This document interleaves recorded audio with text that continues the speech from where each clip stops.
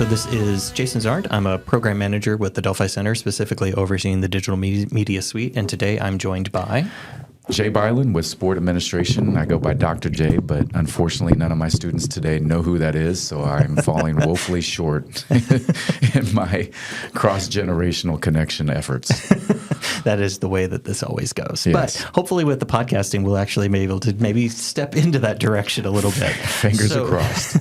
So today, this is the first episode of the AI Ate My Homework, and the basic structure of this is Jay sent me an assignment, and I used ChatGPT and some other AI tools to do the assignment. I know nothing about his class. I am not in any of that field. And so I used those AI tools to create a response and sent it to him. And so today we're just going to kind of talk about how that went and the thoughts on what that maybe means long term for this assignment, but in general, the class and higher ed. So what were your initial impressions of the AI-generated work that I sent you? It was good. I was impressed with it. I opened it up and I was like, this is slick. It was pretty accurate in terms of the representation. It held true to some of what I was looking for. Basically, the assignment asked you to connect some of the concepts we spoke about in class that are involved in the book. I don't specifically mention them in the assignment for that reason. So they have to go looking for that, which means AI can't find it unless they know it. But then connect it into this old school and new school mentality of how we manage and lead people within our organizations. And so in doing that, the assignment or the AI did a really good job of taking that old school versus new school approach to how we manage and how we lead people within our organizations. But what it left out was the specifics that we speak directly to in class. So the planning, organizing, leading, and executing, these 4 steps.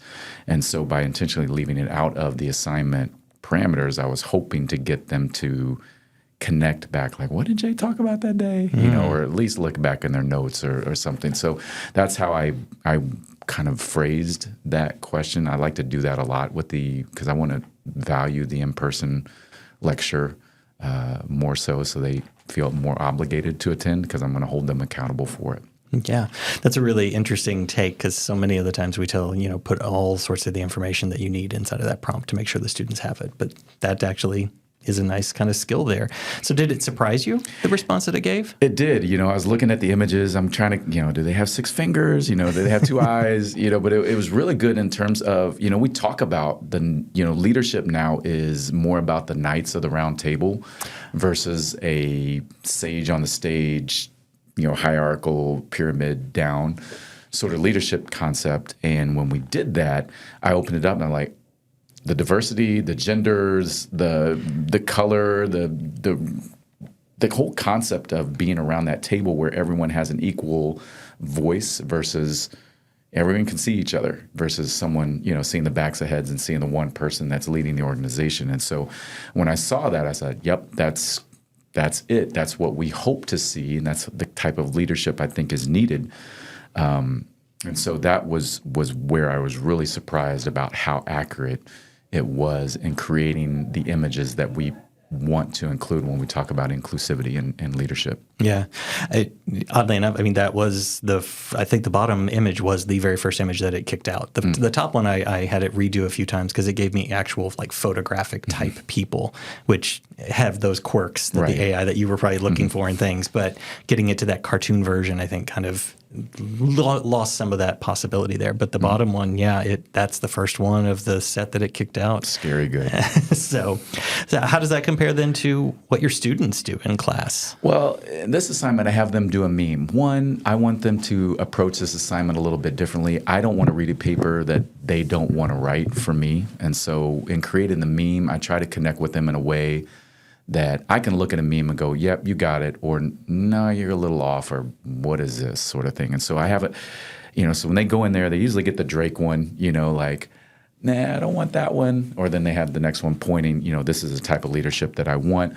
But the AI was able to create, and I like that creativity in that they can create their own image of what they want to see versus using one that's existing, which is fine. I think that you can still use a preconceived meme that exists out there. I just want you to create the text around it and then be able to explain why you did that. Not obviously on the meme, because that's not the purpose of the meme, Yeah. but explain to me what you're trying to get at there.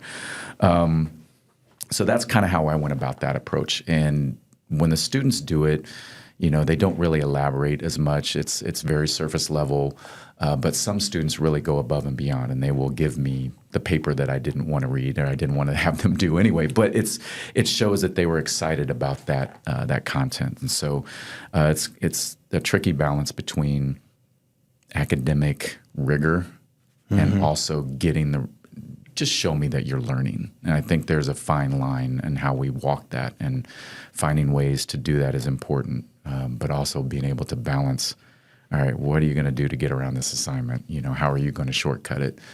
And I think sometimes I spend more time thinking about how you're going to shortcut it than the actual assignment itself. And that is a very real problem. I just saw an article talking about that, actually referencing some faculty that had experiences like that, Right. where they're spending more time chasing AI than they feel like they are spending. And we're always going to lose. It's because you're chasing. Yeah, we're reactive and Yeah. we're not proactive. And so I think it kind of leads ahead to what we're going to talk about, but it leads into it's here, it's going to be used. It's kind of like, I had professors go, no, you can't use Google search. No, you can't use the computers and the internet to do your research. Why? Well, I had to walk and use a card catalog. Well, great. I don't. So I'm not cutting and pasting. It's just it makes information a lot easier and more quickly kind of gotten than any other things. And so I'm okay with that. I just don't want them to cut and paste. Show me that there's some learning going on. Well, I think you mentioned that these AI tools actually do give them the ability to create an image. That they're not necessarily an artist in your class, probably aren't, and or they'd be maybe an art. Right. And so for me, like as an English and a librarian, actually speaking of card catalogs, I wouldn't be able to create an image for these sorts of things on my own without the AI tools to do that for me. At least not without spending days and days and days, which is not the point of the assignment. And so I think that you're raising an interesting point that it is creating opportunities, but also creating those challenges in exactly the same way. It's a double-edged sword. It's there's no binaries in this world. There's everything that exists on a spectrum, and I think it's finding that balance, and that balance moves often. Yeah.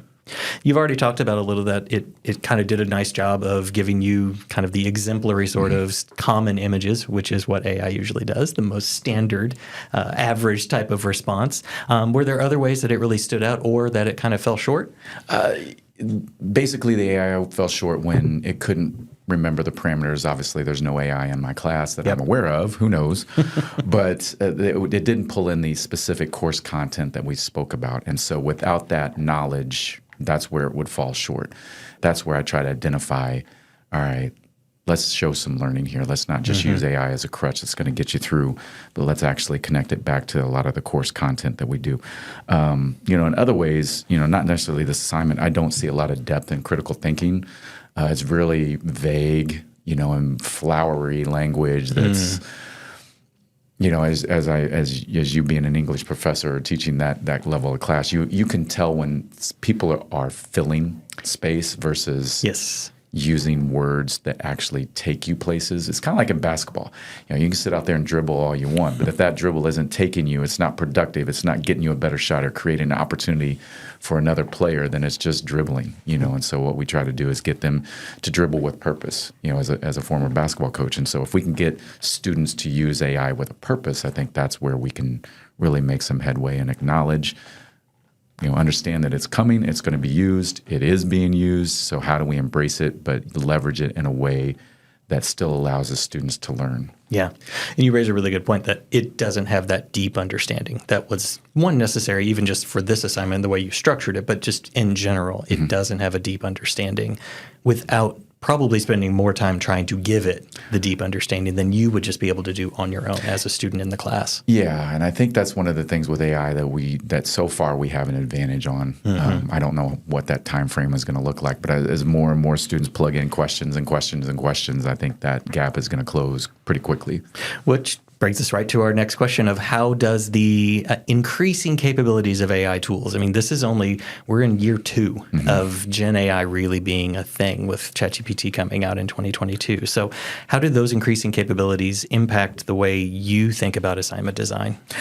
It's going to be interesting. I think it's one of those things where sometimes I will ask AI to create an AI-proof assignment just to see what happens, and see how well it does at designing assignments. But I think what it does is a good thing because I think we've maybe grown stagnant in how we assess students, and how do we go about understanding what it is that they're learning and also checking ourselves to make sure that we're conveying what we want to. And I think that AI is causing us to rethink how we do that. And I think can be a really good thing as well, because it challenges us to respond to the growing and the evolution of students that we have, or regression in some aspects, depending on how we view COVID and how students are able to show up in the classroom. And so I think adjusting and tweaking our assignments is something we should be doing more often. I think it's hard. I think that's aspirational. I personally would say it's aspirational because, I'd love to say that I'm constantly evaluating my assignments, but I don't have enough time. But I think there are some that you can go back in and go, let's change this, let's tweak this, let's do this approach. And if you can do those a little bit at a time over the course, and I think that'll be helpful as well. Yeah, and I think that's kind of the core of the way I approach AI is that whether I like it or not, as an English teacher, as a librarian, information literacy, just in general, you have to adapt to it. It's not going to go away. It's going to keep changing and getting, I will say better, but that's a very loaded term. It's going to keep changing, and so we have to take advantage of it in the ways that we can in our classes to kind of push it forward. It's kind of like being a parent and having your son or daughter with a phone, and access to the internet. Like, I hate that you get to have all access to this, but I also love that you can go in and look up stuff.